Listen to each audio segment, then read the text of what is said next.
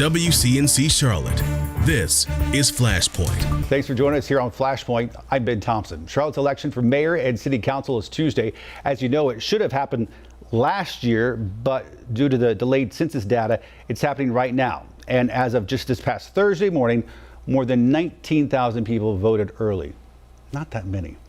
Taking a look at affiliation breakdown from Tuesday, Democrats were overperforming when it came to voting.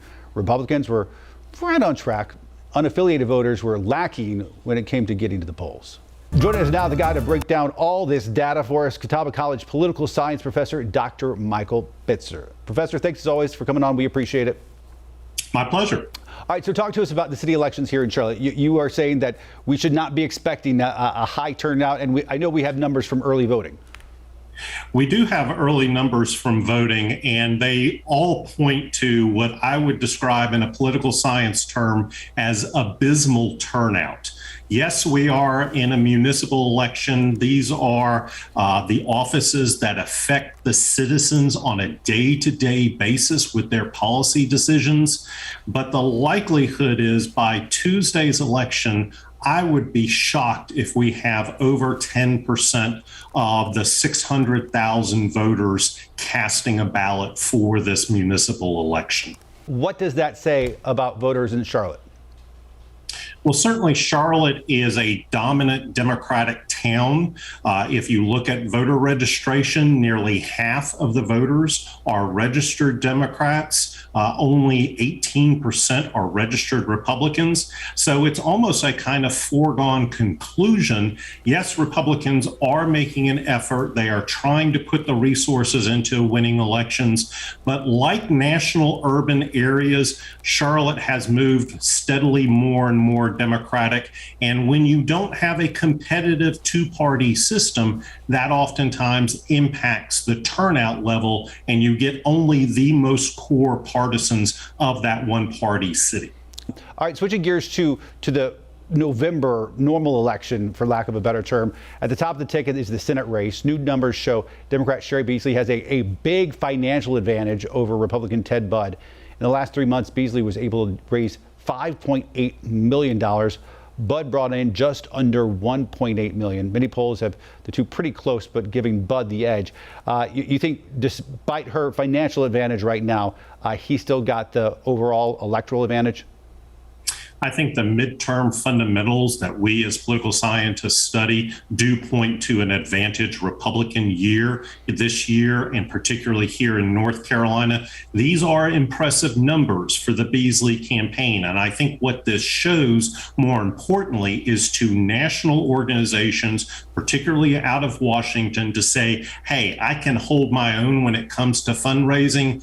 Add in your money. And so the outside money, the special interest group money, should start to flow into North Carolina. We'll see it in terms of the ad wars that will go on televised airwaves here shortly. But this is a real battle to get this Republican-held seat, now by Richard Burr, back in Democrats' hands. They could all rest here on North Carolina, which is why this will be one of the most closely watched races here in the state. It strikes me that conservatives celebrated the overturning of Roe v. Wade, but there were probably several candidates, maybe like Mr. Budd or other ones across the country, who also at the same time, their road to victory got a little more complicated. Yeah, I think that this Dobbs decision certainly energized a core constituency of Democratic voters that need to show up for this fall. But it probably also helped Republicans slightly in terms of saying, okay, now the emphasis is on the states. And in particularly, if the Republicans can capture supermajorities in the North Carolina General Assembly, they will basically have carte blanche to do whatever they want in terms of abortion restrictions.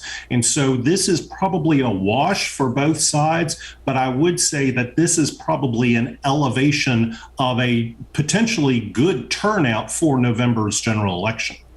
What do you think about Republicans taking over supermajorities again? They had it just a few years ago. Do you think it's likely they do it again? I think the scenario is certainly there. They're going to be competing in areas such as the urban suburbs in Mecklenburg for that supermajority status in both chambers, probably a little more likely in the state Senate, but the state House has that window of competitive but lean Democratic seats that if Republicans can pick off, they can get towards that supermajority status.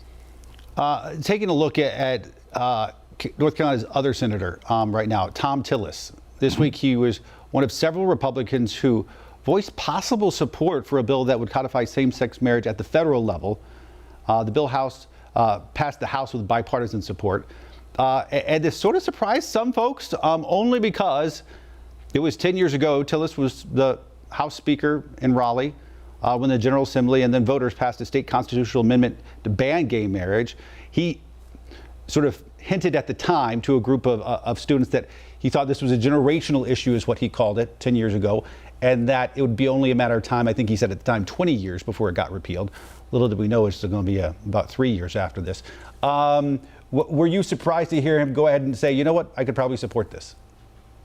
I wasn't. I think he certainly recognizes that as this generational dynamic, as you indicated, is playing out, that the vast majority, even among a significant plurality of Republicans, are supportive of same-sex marriage. So I think that this policy issue, while potentially in the bullseye of the U.S. Supreme Court, if this codification goes through the Congress, it would kind of put the issue potentially to rest, but we'll just have to wait and see how this plays out, particularly in the states. Coming up next on Flashpoint, we continue our discussion. Is North Carolina really the best in business, as CNBC recently found? That's coming up next.